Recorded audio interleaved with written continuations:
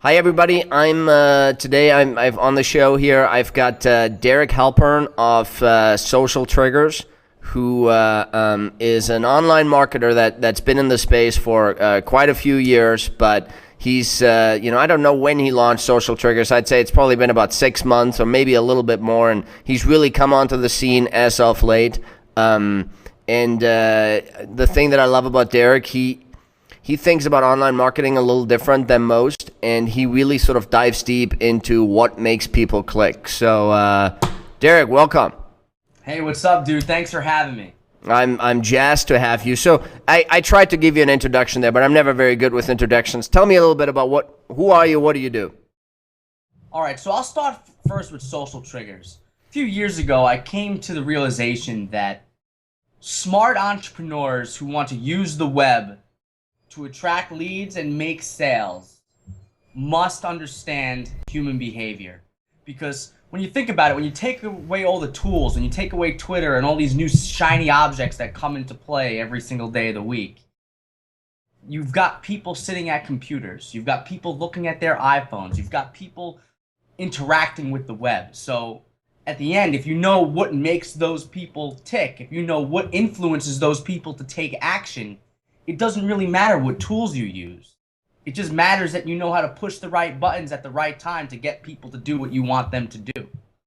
So that was this insight that I stumbled on a few years ago. And then I launched Social Triggers I launched it officially, head first, March 2011. Okay, yep. When I first came out with it. And my goal there is to really show people the importance of understanding human behavior and psychology, and then to actually give them the action steps on how they can take advantage of this psychology to use the web to attract leads and sales. So that's really Derek Halpern in a nutshell. I love that. And we're going to get into some of those action steps because, there's so many online marketers out there, and there's so many people writing about online marketing. And I've been working in advertising for the last 10 years, and I've been online since then in some way or shape. I got to say, man, I learned stuff from you. Like, I learned new ways of thinking about, I don't want to say the basics, but some sort of very important fundamental ideas. So we're going to get into those, but tell me a little bit about your background. All right, so I started studying psychology back in college. And I studied that. I was almost a major in psychology, but at the last minute I had a change of heart and change my major from psychology, even though I was one class away from majoring in psychology. I changed from psychology to English, where I had focused on just learning to be a better writer, literature, took some playwriting classes. And then I realized that it's really tough to make a living in the world of English literature, unless you want to become a teacher. And that's when I started stumbling on the idea of blogging and making money through writing by creating blogs. And I created blogs originally back in 2005 is when I started, and I created some stuff like entertainment websites, gossip websites, I had gaming websites, fashion websites, makeup websites, and I focused on running those blogs, and I did really well. In 2007, I think it was, all of my blogs together at that point generated somewhat around 30 million hits. Wow. In a year. So I was doing really well there, which is kind of where I developed a lot of these techniques and a lot of these psychological insights on how to get people to take action. Because I was testing that stuff in the real world, not in the marketing world per se, but actually in a business to consumer sense. Yeah. Well, so that's kind of how I got started, was making fun of celebrities, writing makeup reviews, and writing fashion reviews, which is kind of funny considering I don't wear makeup and I don't wear women's clothes, or at least I haven't done that in a couple of years now. So were those your blogs, or were you working for someone else? They were my blogs. And what did I launched them, I wrote them, and then I eventually hired freelance writers to help write them. Do you still own them, or did you sell them at some point? So since 2007, I've closed a lot of them down. I also offloaded some of them, shut them down. I no longer run any of those ancillary sites just because it wasn't, as I said, I hated gossip, I hated makeup, I hated fashion, I hated all that stuff. So it was time to focus on something that I liked doing, which was talking about marketing and reading marketing stuff, What gave you that? Because I'm sure that you were making decent money and you were making a living. What was the moment where you said, I got to make the switch? It was at the end of 2007, actually, after my best year online. Made a ton of money. I was like 22 years old, making a killing. I had bought my first co-op in New York, so I was doing really well. And sorry, what's a co-op? It's like an apartment that you own. Oh, or like a condo. Sort of, but a condo is a little bit different. A co-op, you own shares in a development. Ah, okay. A bit different. So I bought my first co-op. I was doing really well, but towards the end of 2007, working on stuff for almost 2 years that I had no interest in was actually mentally draining. You know what I mean? It wasn't. Yeah. It didn't fire me up. It turned out, I don't want to say I got depressed, but I got really disheartened with what I was working on, and it wasn't working out for me. And then I did what any normal entrepreneur would do that was making a lot of money. I stopped running my blogs and I got a job at a Fortune 100 company, earning in a year what I could have earned every like 2 months on the internet.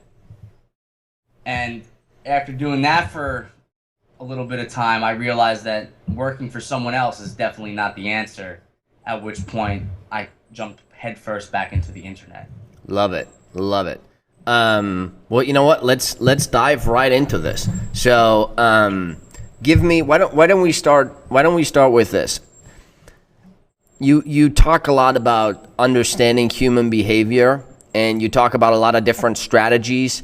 Give me sort of the basics. Like, I have never done any online marketing. This is the first time. Derek, what must I know? What's the one thing where you're like, you got to think about it this way? All right, so you know what? Here, this is less about human behavior, but more about how people use the internet. Right now, social media is a big topic. Everyone's talking about social media and how social media is changing the world. And I gotta say, if you're a business owner, social media truly is a waste of time. And I'll tell you why it's a waste of time. And it's not necessarily that social media is broken, it's that the people use social media the wrong way. So let me explain. A lot of people will create a Twitter account or a Facebook profile, and they'll start wondering, how can I start growing my Facebook following? How can I grow my Twitter following? But that's the wrong question. Most people who have large Twitter followings and Facebook followings built those followings because they sent traffic to their Facebook or Twitter pages from something else. It wasn't that they hopped on Twitter and became famous on Twitter. There's like 3 or 4 examples. People always quote that one guy, Justin Halpern from Shit My Dad Says. He got famous on Twitter, yes. Another guy, Scott Stratton, he got famous on Twitter. But most people who have large Twitter followings or Facebook followings sent traffic to their social media pages from something else. What was that something else? It was either blogs or emails. Blogs or emails. If you want a big Twitter following or social media following, you need to have a blog or an email list. And then if you have a blog, the best way to grow a blog is having an email list. So the real answer is, people are telling all these business owners to focus on building a social media following. That's wrong. You need to build an email list. The best way to build an email list, if you don't want to pay money for leads, but prefer to invest your time in generating leads, is blogging. So the answer really is, focus on building an email list. Cultivate that email list with high value content. You don't have to update your blog or send emails to your list every day of the week. That's a lot of work. You have a business to run. You might not have time to update your site every day of the week. I know with Social Triggers, for example, I update between 1 and 4 times a month, which is drastically less than a lot of these other big blogs. And I still built up a huge following in just a few months by focusing on less is more, high content, and focusing on the email list. So that would be my first tip, is email marketing is the solution in 2012 and beyond. Okay. I love your suggestion. So when you say, have a blog, I sort of read into that, like, you got to produce content. A blog can be video, it can be audio, it can be, written material, but you got to have content. And then you talk about email.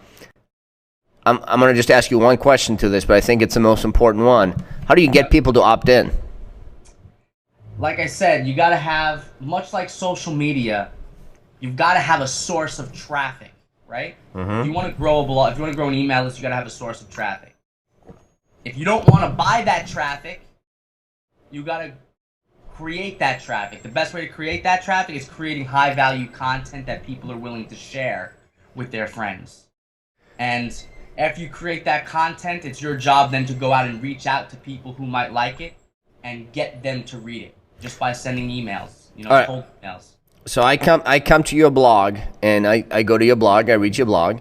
How do you get me to take that next step and opt into your email newsletter or your email strategy, whatever it is? Yeah, so it's a lot easier than it sounds. All you got to have is an email sign-up form or an opt-in page. I've got, when you go to socialtriggers.com, you'll see a big box at the top. I call it a feature box. Or Yeah. See, some people have called it Halpern headers because I was the first person to really popularize the use of this big box at the top of the blog. That's a great way. That's the best way to get emails from a blog. The second best way is just to have a little sign-up form in your sidebar right at the top. A lot of people will have blog sidebars, and they'll put their email sign-up form at the bottom. If you want to see an increase of conversions of about 3x, in some cases, if you just move the email sign-up form from the bottom to the top, you'll see the conversions jump. Do you incentivize people? If I sign up for your email, do I get something? I do not provide any incentives. And the reason why I do it is because I'm in the marketing world, and my audience is marketers, so they're already familiar with how email marketing works. I don't give an incentive because I'm trying to weed out freebie seekers. Now, this is a little bit different. Outside of the marketing world, I think that you should provide an incentive. I personally chose not to provide an incentive at this juncture just because I didn't want the freebie seekers. But I do highly recommend that if you're not in the marketing world, that you should provide an incentive. Like a premium video, a free ebook, email course, that kind of stuff. It could be something as simple as taking 4 of your best blog posts and putting it into a PDF format. A lot of people stress out, like, what am I going to give in exchange for my email? And all you got to do is just find your 4 best blog posts, put it in a PDF, and give that away. Okay. Okay, thank you. One of the things that I like about your blog is, and I'm a marketer, so I look at it and I judge. And not that I'm the best judge, but I look at your blog, and what I like about your blog is you have purpose in a lot of different places. So you have the feature box up top. You tell me right away why I should opt in. When I go to your about page, and actually I'll change my about page because I read your about page. You did, you are providing a benefit on the about page, and you're telling me, I don't know, the headline isn't, about social triggers. It's how social triggers can help you do this. So Yes. there's a lot of purpose, sort of built into a lot of different places on your site. Talk to me about that a little bit. Yeah, so when you look at your analytics of your website, whether you're using Google Analytics or whatever stat tracking program you're using, it doesn't really matter. You'll find that the eyeballs hit your site at certain pages. You'll find that you'll have some pages on your site that are drastically more popular than other pages. Now, when you're trying to increase the conversion rate of your site, you could focus on doing overall site-wide changes, like changing your sidebar, changing your footer, changing your navigation. You could do that, and you can see some increases. However, if you drill down to your most popular pages and tweak those pages specifically for conversions, you could see an even larger jump in conversion rates. Now, you were talking about the About page. The About page, especially on blogs, is one of the most highly trafficked pages on the blog. It's just the way it is. People go to a blog, they'll usually get there to a content page first. The next spot they usually go to is, all right, this content's pretty good. Who is this guy? Let me click the About page. Most people then start talking about themselves, which, as you being a marketer, you know this. That's a big mistake. Nobody cares about you.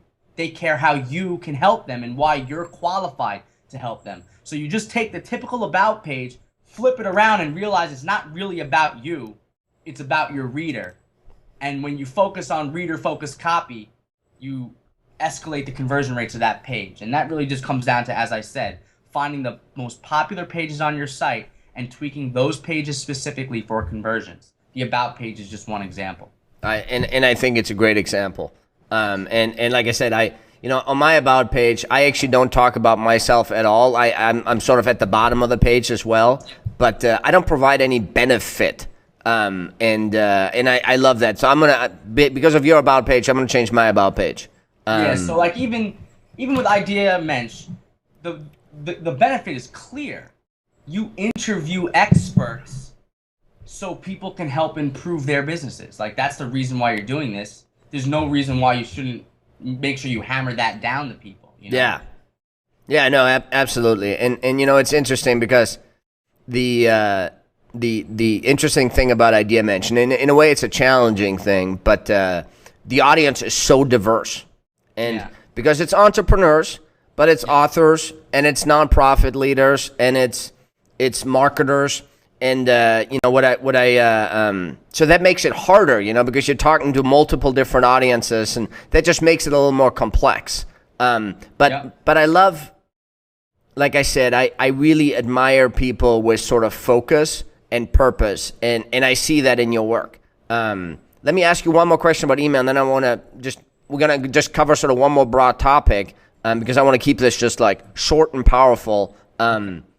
Email frequency. How often do you email out? All right. So that's an interesting question. A lot of people say you should update every day. You should email them every day of the week because that's best. A lot of people say that you shouldn't email them that much because you might burn out the list. I say you should email them whenever you have something important to tell them or something important that could help them. And with me, that could range. I mean, sometimes I could send 4 emails in 1 week. Other times I might put 1 email in 1 month. It just depends on. I only email out when I have something vitally important to send to people. If I've got something to send 2 times in a day, I'll email them twice in a day. If I got it once a week, I'll do it once a week. The frequency doesn't matter. The frequency is the wrong question. The quality of what you're sending is the right question. And as long as you're creating high quality content and high quality advice and high quality email updates, you can really email them as much as you want. What about? I agree with you on that one. I'm pretty good at capturing email addresses. I have a good audience there. My problem is that, well, it's not a problem. I don't have sort of an email strategy in the sense that I'm not like, I'm going to email people once a week and I'm going to start them out with this content and then to this content. I don't have an autoresponder strategy, right? I email people when I have news, when I have something to say. Do you have an opinion on autoresponders? Because I mean, in the marketing world, that stuff's all over.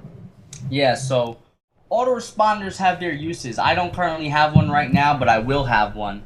And the way I'm going to use autoresponders, just kind of as an inside tip, and this is not something I've shared publicly before, so this is some new stuff that you guys awesome.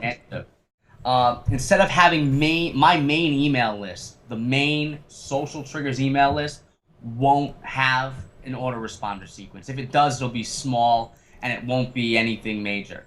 However, I'm going to be creating sublists where people can opt into these sublists, and that would then in turn add them to the main email list, but the sublists will have custom autoresponder sequences for those particular. That's awesome. And I'm smiling because I'm doing the same thing. I have a guy called I've interviewed over 700 people, and most of them are via email. And I always ask people the same questions. So I have this one of the questions I ask: give me one idea that you're willing to give away, and then I've turned that into a little ebook.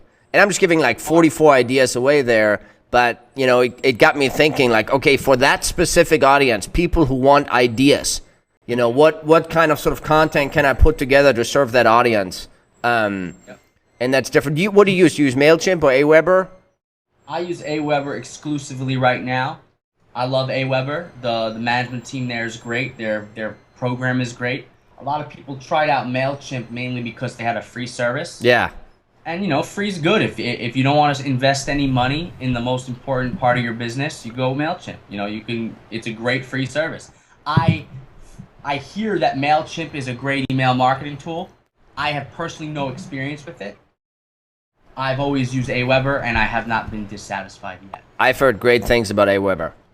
So, okay, just one more question. Let's tackle one more topic. You talk about marketing. You talk about you got to create great content, and then you got to go out and get people to hear about that content. Give me some tips. All right, so you know this, but I recently released a video going over what I call the drafting technique. This drafting technique is something that I've used for more than about 5 years now to get loads of traffic to my sites. I'm talking hundreds and hundreds of thousands, if not millions of people on my site using the drafting. The drafting technique is quite simply, after you create an article where you might cite some researcher, you might have an interview, you might have whatever it is that you have in that article, you have a subject of that article. If it's a person who's famous, or a researcher who's famous, or someone who already has some credibility, all you got to do is go out there and draft their name. And what do I mean by drafting? In racing, drafting is when you have like in a NASCAR race, the person in front, you'll often find that there's cars right behind them, like, in inches from the car. Yeah. The reason why they do that is because the first car is breaking all the air friction, and then the car behind it is able to maintain their speed by expending less fuel, right? So, as I said, if you have a blog post where you focus on, let's say you interview someone popular, you then go reach out and find journalists who have already wrote about that particular person, right? And then you reach out to those journalists specifically and say, hey, I know you covered so-and-so on this date. I was wondering, would you be interested in seeing another interview from this person? Don't even link your site at this point. Just ask them if they'd like to see another interview. If they respond with yes, fire over your link. Bam, you just drafted that person's name. And so do you email these people, or are you talking about blog commenting?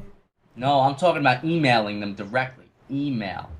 Cold emails to people you don't know. People think that doesn't work and it sounds spammy, and you're right. It can be spammy if you do it wrong. But if you reach out to a journalist who's known for covering, let's say a journalist wrote about me, Derek Halpern. Yeah. You reach out to that journalist and say, hey, I know you talked about Derek Halpern about 2 months ago. I just want to let you know that there's a new interview with this guy. Would you want me to forward it over to you? Let me know. If you're too busy, I understand. Just so you're not even asking a link. You're just asking them if they're interested in another article about someone who they have already covered. There's no friction there anymore. They already broke the friction because they covered that person already. So what do they do then? Just help me understand. So I reach out to a journalist. I say, I've got this great interview with Derek Halpern. Do you want a link? They email me back. They say, yeah, absolutely. I sent them the link. What happens then? They write another article, or? Well, that's what I'm saying. You send them a link and say, hey, you just said you wanted to see this interview. Well, here's this interview that I talked about. Inside this interview, you'll find 1, 2, and 3. Give them 3 key points. Make their job easier. Mm-hmm. And then after you send it to them, if they don't respond right away, wait a few days, wait a week, and then say, hey, what'd you think of that interview? And then just do a follow-up, They might not write about it. The key is to not ask them to write about it. If you ask them, their promotion meter goes haywire, and they're thinking like, oh, this guy is trying to use me. But if you send it to them and they like it, chances are they're going to write about it anyway because they're a journalist. Mm-hmm. That's what they do. They write. I love it. It's very simple. It's very short. I've used it. It's a very simple tactic. And it's just, if you spend 4 hours writing an article, what's another 20 minutes reaching out to some people that might be interested in it? I love it. Not spam emails, but real, genuine emails to people. I love it. I love it. All right, give me one. I'm going to ask you one more question, and then let's wrap this up. And this one is, tell me about your typical day. What does your typical day look like? And I'm just always fascinated by this. What does Derek Halpern do? All right, so my typical day changes a lot, and I'm always experimenting with new typical days. So let me tell you just a little bit how that works. At first, I hated to have. Originally, when I used to do interviews like this, I would always schedule 1 or 2 interviews a day.